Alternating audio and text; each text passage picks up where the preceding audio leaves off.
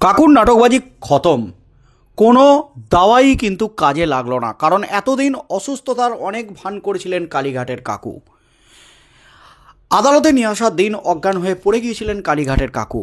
তাকে ভর্তি করা হয়েছিল এসএসকেএমে। এসএসকেএম থেকে আবার তার পছন্দের হাসপাতালে, বেসরকারি হাসপাতালে। সেখানেও কিন্তু কোনো কিছু করতে পারেননি কালীঘাটের কাকু, কোনো সুযোগ নিতে পারেননি।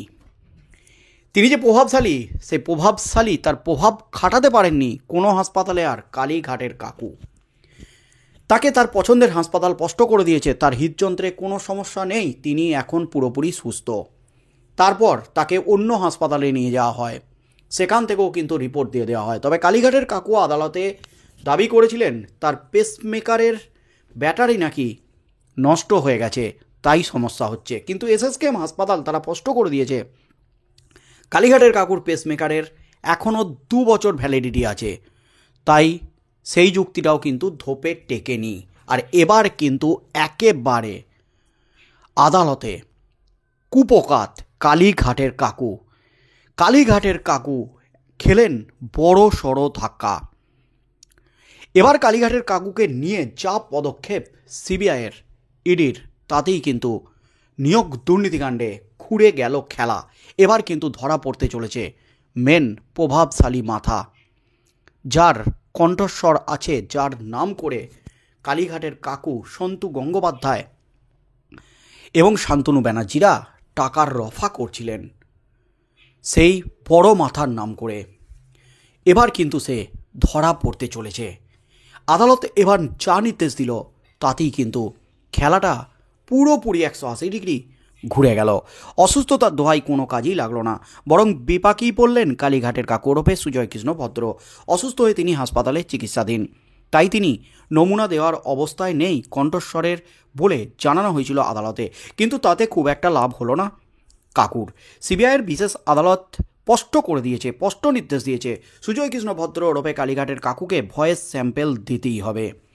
বিচারক নির্দেশ দেন আগামী 21শে জানুয়ারি তারিখের মধ্যেই কালীঘাটের কাকুর কণ্ঠস্বরের নমুনা সংগ্রহ করতে হবে। আদালতের নির্দেশ অমান্য করার কোনো উপায় নেই, আদালতের নির্দেশ অমান্য করলেই কড়া পদক্ষেপ। আর তিনি কতটা অসুস্থ এবং কতটা সুস্থ তা প্রমাণিত, এবং কত প্রতিনিয়ত তার খোঁজ নিচ্ছেন সিবিআই অফিসাররা। সিবিআই এদিন আদালতে জানিয়ে দেয় তাদের কাছে বেশ কিছু মোবাইল ফোনের রেকর্ডিং আছে, যা থেকে তাতে মিলেছে কালীঘাটের কাকুর কণ্ঠস্বর। এমনকি আরও কিছু নথি রয়েছে বলে জানান তদন্তকারী অফিসাররা। এবার সেটাই পরীক্ষা করে মিলিয়ে দেখতে চান তারা। আগে আদালতের নির্দেশ ছিল আগামী 10ই জানুয়ারি তারিখের মধ্যে সুজয় কৃষ্ণ ভদ্রের কণ্ঠস্বরের নমুনা সংগ্রহ করতে হবে, তারপর ম্যাজিস্ট্রেটের সামনে তাকে কোর্টে এসে হাজিরা দিতে হবে। কিন্তু হঠাৎ তিনি শারীরিকভাবে অসুস্থ হয়ে পড়ার জন্য হাসপাতালে ভর্তি আছেন, হাজিরা দিতে পারেননি আদালতে কালীঘাটের কাকু। নিয়োগ দুর্নীতি মামলায় উঠে আসে কালীঘাটের কাকু ওরফে সুজয় কৃষ্ণ ভদ্রের নাম। তার জেরে তাকে গ্রেপ্তার করা হয়। এই সুজয় কৃষ্ণ ভদ্র আবার লিপস অ্যান্ড বাউন্স কোম্পানির উচ্চ পদে ছিলেন, যে কোম্পানি অভিষেক ব্যানার্জির। সেই আবহে সিবিআই জানিয়ে দিয়েছে তারা পুরোপুরিভাবে প্রস্তুত কালীঘাটের কাকুর কণ্ঠস্বর নিতে। যেহেতু কালীঘাটের কাকু হাজিরা দেননি, তাই তারা এদিন কোনো নমুনা সংগ্রহ করতে পারেননি। আবার আবেদনের ভিত্তিতে তারা নমুনা সংগ্রহ করতে চেয়ে বিশেষ আদালতে জানালে আগামী 21শে জানুয়ারির মধ্যে কালীঘাটের কাকুর কণ্ঠস্বরের নমুনা সংগ্রহের চরম নির্দেশ দিয়ে দিলেন বিচারক। এই পরিস্থিতিতে অসুস্থতা ঢাল হতে পারল না কালীঘাটের কাকুর।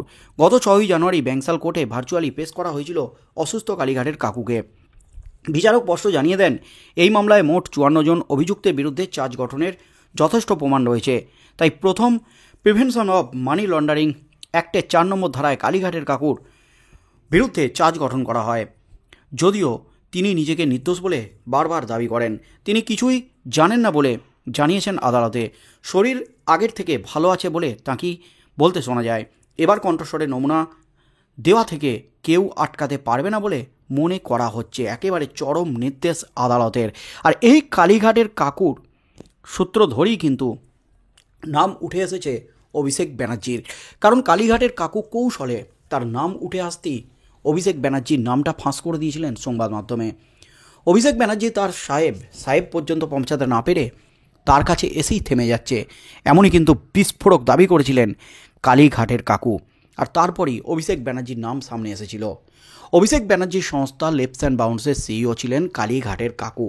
আর এই অভিষেক ব্যানার্জির সংস্থায় বিভিন্ন সংস্থা থেকে কোটি কোটি টাকা ভুয়ো ইনভয়েসের মাধ্যমে ঢুকেছে।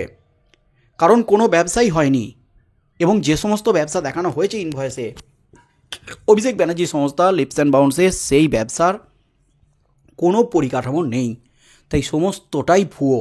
তাহলে কি ওই টাকা শিক্ষক নিয়োগ দুর্নীতিকাণ্ডের কালো টাকা সাদা করতেই কি ভুয়ো ইনভয়েস দেখিয়ে সংস্থার অ্যাকাউন্টে ঢুকেছে কোটি কোটি টাকা? এই প্রশ্নগুলোই কিন্তু উঠে গেছে, এবং ইতিমধ্যেই অভিষেক ব্যানার্জির সংস্থা লেপস অ্যান্ড বাউন্সকে নিয়ে চার্জ গঠন হয়েছে। চরম বিপাকে কিন্তু তৃণমূলের second in comment Abhishek Banerjee, এবং যার জন্য দায়ী এই কালীঘাটের কাকুর কিন্তু এবার খেলা শেষ হতে চলেছে, এবং কাকুর ভয়েস স্যাম্পেল 21শে জানুয়ারির মধ্যে নেওয়ার একেবারে চরম নির্দেশ দিয়েছেন। আদালতের নির্দেশ মানতে হবে, না মানলেই কিন্তু কড়া পদক্ষেপ, রুল জারি করা হবে।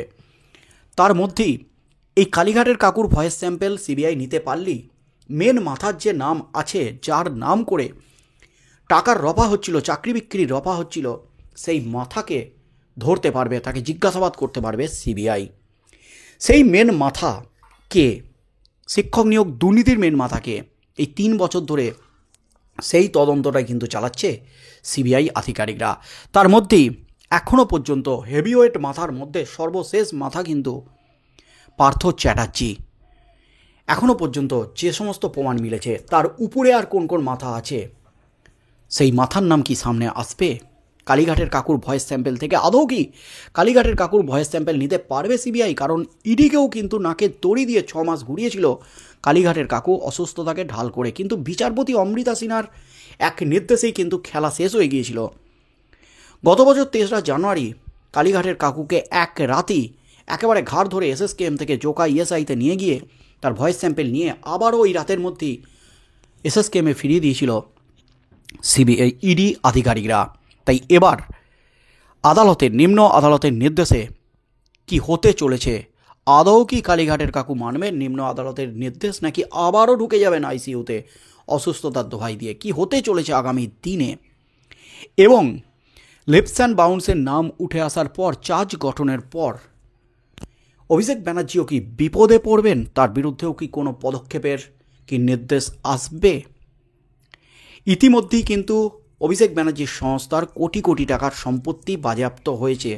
কালীঘাটের জমি বাড়ি থেকে একাধিক সম্পত্তি বাজেয়াপ্ত হয়েছে 7 থেকে 8 কোটি টাকার।